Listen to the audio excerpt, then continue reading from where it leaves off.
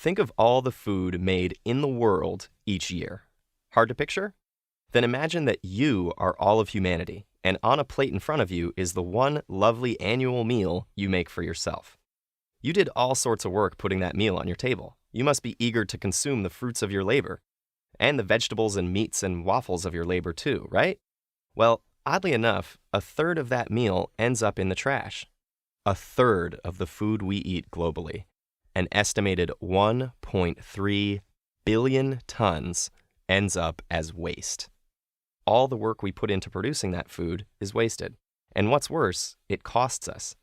America alone spends an estimated $165 billion a year managing food waste. We're wasting food, energy, and money. Perhaps worst of all, we're wasting the chance to change, to make the system of food consumption more efficient. If you want to bring on that change, you should know about a humble yet diligent and ever so crucial ally, the worm. Worms convert organic waste and other compostable products into natural fertilizers. Up to 75% of what we put in the waste stream can become food and bedding material for vermicomposting. You can create a worm bin in your own home to see the composting process in action. First off, you need worms, and not your typical earthworms. You need red worms, Eisenia foetida, the species responsible for most vermicomposting in North America. These red wigglers are surface dwellers who don't burrow too deep. They're optimal feeders around room temperature, and they're well suited to converting organic waste into usable fertilizer. Now, your worms might be vermin, but they need a comfortable space to live and work. Some bedding material, either shredded paper or cardboard, some moisture, and of course, food. Namely, your leftovers, slightly decomposed table scraps.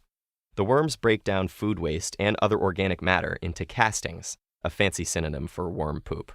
Their excrement is absolutely teeming with microbes, which continue the decomposition process, making all those once wasted nutrients available again as fertilizer.